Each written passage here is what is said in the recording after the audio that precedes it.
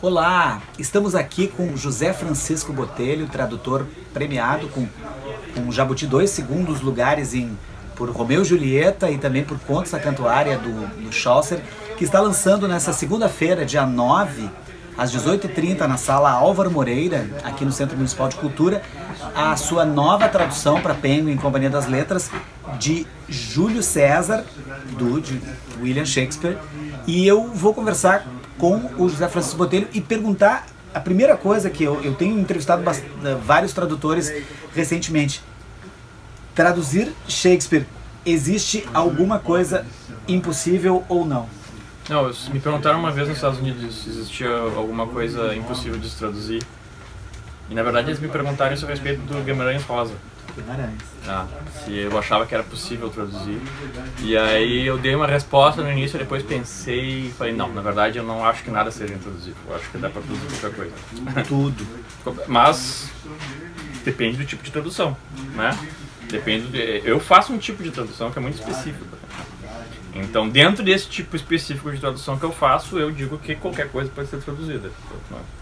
Mas depende, né? Tem umas coisas que são características.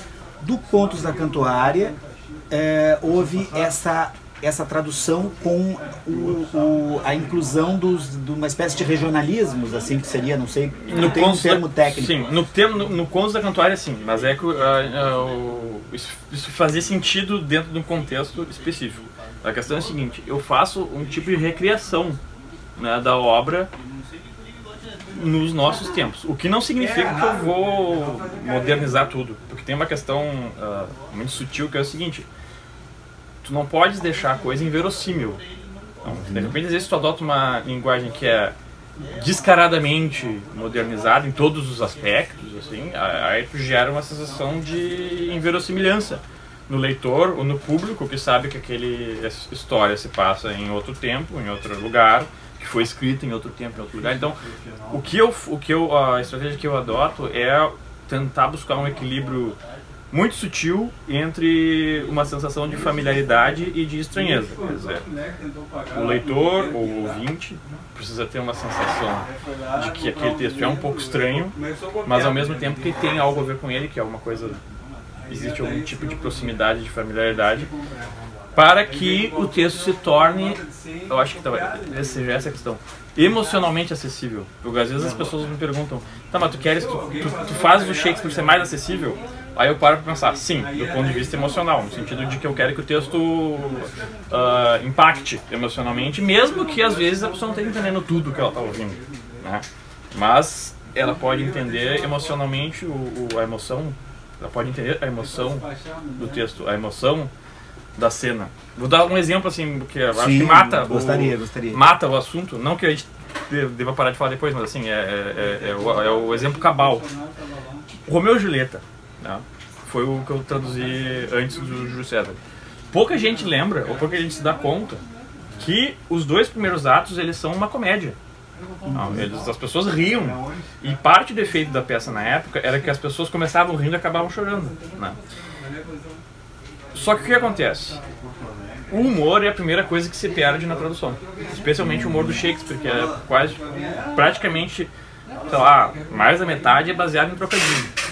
Trocadilho é uma casualidade da língua. Duas palavras se parecem numa língua, mas não se parecem na outra. Então, sob um certo ponto de vista, o trocadilho é uma coisa intraduzível, né? Esse trocadilho é intraduzível, é uma coisa que se diz muito em notas de rodapé. Outra coisa que se faz em notas de rodapé é explicar a piada, né? Não, isso aqui é uma piada porque ele faz um jogo com tal palavra com outra palavra. Mas explicar uma piada já é uma coisa sem graça. Explicar numa nota de rodapé, mais sem graça ainda. E eu achava, quando eu estava traduzindo Romeu e Julieta, que os dois primeiros atos tinham que ser engraçados. Hoje, a pessoa tinha que rir. Senão não faria sentido, porque quando chegar na parte trágica da peça, não vai ter aquele contraste entre o riso e a tristeza. Então o que eu fiz? Eu peguei os trocadilhos que pareciam intraduzíveis e eu traduzi. Como é que eu traduzi? Eu inventei de novo. Eu recriei os trocadilhos. Então, na primeira ou na segunda página da peça, existe um trocadilho entre dois rapazes que envolve... É uma longa piada, tá? Que envolve peixes e sexo, tá? E tinha a ver com a semelhança de palavras entre o nome de um peixe e uma palavra obscena, tá? O nome desse peixe em português não diria nada a ninguém, tá? Então eu troquei o nome dos peixes, por isso. Então eu troquei o nome dos peixes e fiz uma nova piada, mas envolvia o mesmo assunto. O peixe sexo. Então é um trocadilho, é sobre peixes, é sobre sexo e se encaixa naquele contexto. Assim. Mas se tu fores ver o nome do peixe é outro. No caso do Júlio César, qual tipo... Existe uma coisa que se fala sobre a tragédia de Júlio César, que é o tipo da peça onde o personagem, seria o protagonista, não aparece em todo o desenrolar, né? Ele é... Vamos lá, eu queria te perguntar isso. Qual foi... qual a atualização ou o trabalho que tu teve também de transformar mais acessivelmente esse texto? O Júlio César tem uma estrutura estranha, né? Que o personagem título morre na metade, isso é um spoiler que todo mundo conhece, todo mundo sabe que o Shakespeare, que o Júlio César morre, né? Uma das coisas, dos brilhantismos do Shakespeare nessa peça é como ele lida com isso, porque na época o público elizabetano já sabia que o Shakespeare ia morrer. Então como é que ele faz, como é que ele desperta o interesse? Ele usa uma estratégia que depois se tornou comum nos filmes de suspense do século XX. Quer dizer, os personagens, nós sabemos o que vai acontecer. Os personagens não sabem. Não. Então essa é a peça parte disso, né? Então a peça parte das dúvidas dos personagens que estão os augúrios que acontecem vários portentos em Roma que eles não conseguem interpretar direito, mas nós sabemos o que significa, mas eles não sabem. Então essa tensão entre nós sabermos e eles não saberem, e nós sabermos o que vem e eles parecem que estão perdidos nesse nevoeiro da história, é o que dá o impulso inicial da peça. Bom, tu me perguntasse como eu primeiro né? Bom, uma das coisas que eu, digamos assim, uma das coisas diferentes das minhas traduções que vieram antes, primeiro eu traduzo em verso, né? Mas eu traduzo em verso, buscando um verso que funcione na leitura silenciosa e também na leitura em voz alta, tá? Isso desde a época que eu traduzi o Contos da Cantuária. Por exemplo, se citasse o regionalismo, na verdade eu me inspirei esse aqui, no repente nordestino e na trova gaúcha, para tornar o verso imediatamente compreensível do ponto de vista emocional, entendeu? Então o cara tá falando de coisas, às vezes teologia e tal, às vezes tu não vai entender tudo que ele tá dizendo, mas a emoção do verso, ela é compreensível imediatamente. Isso foi testado, tá? Foi testado porque virou uma peça, tá? Com a Maite Proença agora, em São Paulo, a parte do Conto da Mulher de Bath. Então muita gente achou estranho, ela vai fazer de fato a peça toda rimada, vai fazer a peça rimada, e funcionou. Funcionou porque foi escrito já com a ideia de que ele fosse lido em voz alta. Então aqui no caso do Júlio César, tem um exemplo disso que é também um exemplo muito bom, porque foi uma coisa que eu mudei. Eu costumo ler em voz alta, depois que eu traduzo uma página, eu leio em voz alta para ver se funciona e se funciona dentro do que está acontecendo ali, né? Não simplesmente soa bem, mas se o ritmo faz sentido dentro do que está acontecendo na peça. Então, tem um momento em que o Marco Antônio ele fica sozinho com o cadáver do César. E aí ele tem um discurso enfurecido, faz uma profecia de que a Itália vai ser destruída pela Guerra Civil. E aí lá pelas tantas ele diz essa linha, que é uma das mais famosas da peça: Cry havoc and let sleep with the dogs of war. Aí eu fui assistir os filmes, né, que tem um filme que o Marlon Brando faz do Marco Antônio e o Charlton Heston, né? E eles sempre soltam essa palavra havoc, como se estivessem soltando um grito de guerra, né? Bom, primeiro eu traduzi mais literalmente, digamos, a palavra havoc, que era um grito de guerra, quer dizer devastação, alguma coisa assim, tá? Então no início eu traduzi como grita devastação e solta os cães da guerra. Mas aí eu li em voz alta e eu me dei conta que a palavra devastação não funciona como um grito de guerra, porque ela é muito comprida. São 4 sílabas. A sílaba tônica está no fim, então ela vai tropeçando, devasta, sabe? Não funciona. Um cara não gritaria isso numa batalha. Então eu acabei mudando todo o discurso para encaixar a linha do jeito que eu achava que tinha que ser, que ficou grita matança e solta os cães da guerra. Então uma palavra menor com a sílaba tônica mais perto da boca, digamos. Não fica tropeçando assim. Então é nesse sentido que eu tento fazer o verso funcionar lido e falado, para talvez um dia ser encenado. Já que tu falou da recriação, todos te entrevistam como tradutor e tu tem uma fama muito maior como tradutor, mas tu és um excelente contista, né? E eu já confessei para ti que eu leio o livro de contos atualmente em muitos capítulos, em muito, é como se fosse drops. Eu leio um livro de contos em 10 anos, em 8 anos. Então, queria te perguntar sobre o teu livro de contos, A Árvore que Falava Aramaico, foi finalista do Açoriano de Literatura, e me parece que ele tem todos os ingredientes de um bom livro de contos contemporâneo, mas também com muitas referências, né? É uma coisa que eu falo, esses dias falando com o nosso amigo em comum, Sérgio Gonzaga, dizendo que existe uma nova geração de contistas, e isso foi falado no Açoriano de Literatura.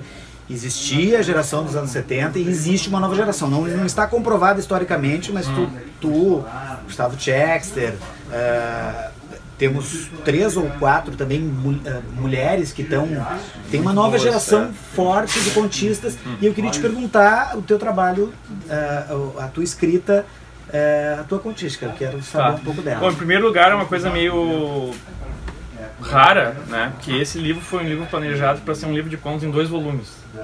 E de fato o segundo volume continua o primeiro, né? Que vai sair ano que vem pela editora Zuc também. Né?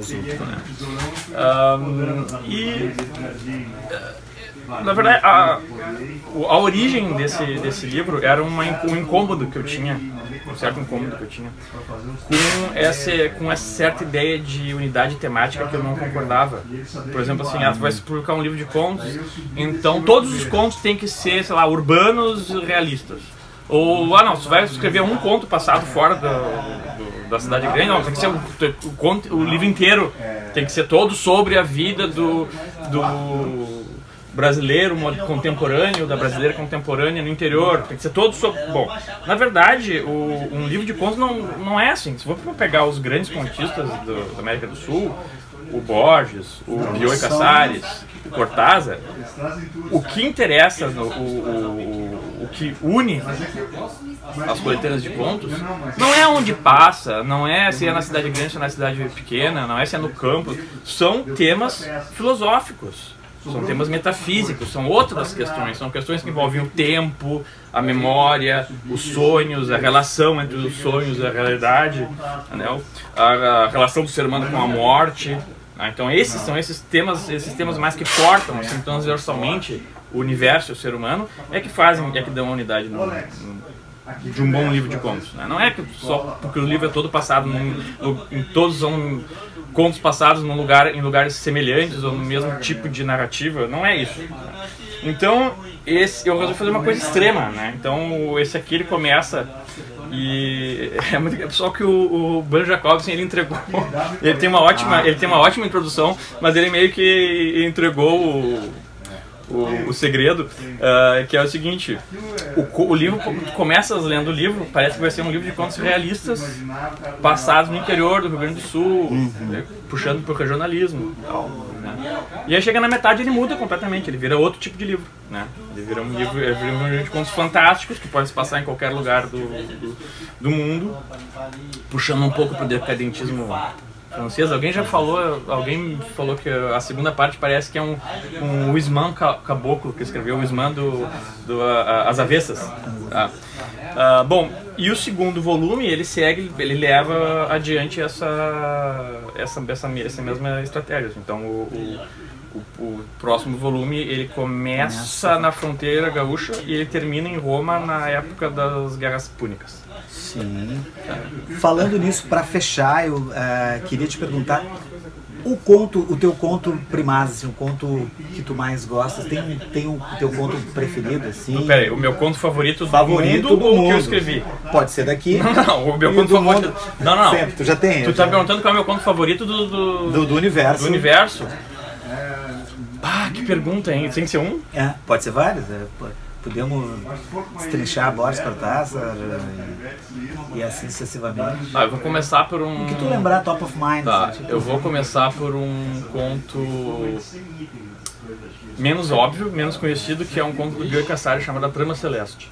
A Trama Celeste. Não conheço. A Trama Celeste, tá. Esse é certamente um dos meus contos favoritos, tá. Aí eu vou cair no clichê de escolher algum do Borges, né? Não queria dizer Tlon Cubarobis Tertius, mas, enfim, talvez tenha sido um dos contos mais importantes para mim porque ele tem essa ligação com a fronteira, né? Ele é baseado na experiência do Borges em Livramento. Inclusive, Livramento aparece ele aparece no conto. Eu gosto muito do conto de um amigo meu, que é o Gustavo, que é O Mundo de Moscas. Sim? Nossa. Não é porque é meu amigo. Na verdade, eu fiquei amigo dele, só para explicar, viu? Não é nepotismo isso aqui. Eu fiquei amigo dele porque ele escreveu esse conto, não já era Gustavo Chexter, que ganhou Açorianos de literatura com o livro de contos Não Há Amanhã, recentemente, faz menos de um mês. Eu fiquei amigo dele porque eu li esse conto, tá? E existe um conto de uma escritora que não foi traduzida no Brasil. O nome dela é Juliana Russ e o conto se chama O Homem que Não Via Demônios. The Man That Did Not See, Couldn't See Devils. Uau!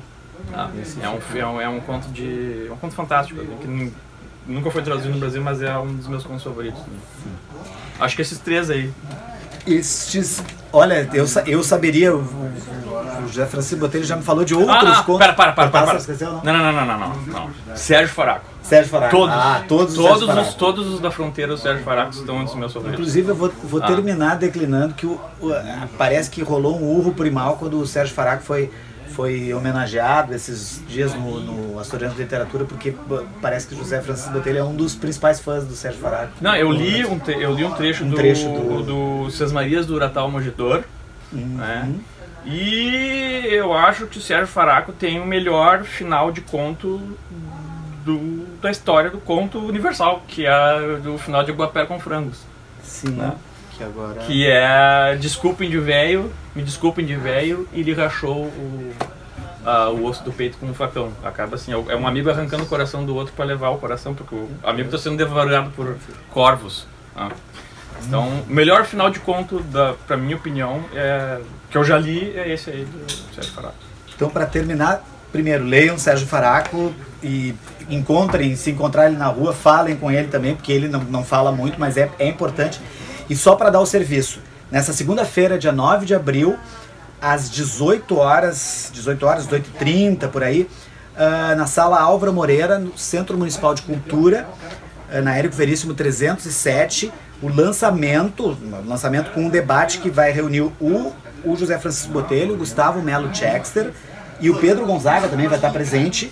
E o livro vai estar, o Júlio César, o livro vai estar sendo vendido com 30% de desconto, né? 30% de desconto, só nesse dia aí. Só nesse dia, 30% de desconto. A tradução do José Francisco Botelho para o texto Júlio César do William Shakespeare. Agradeço, até mais.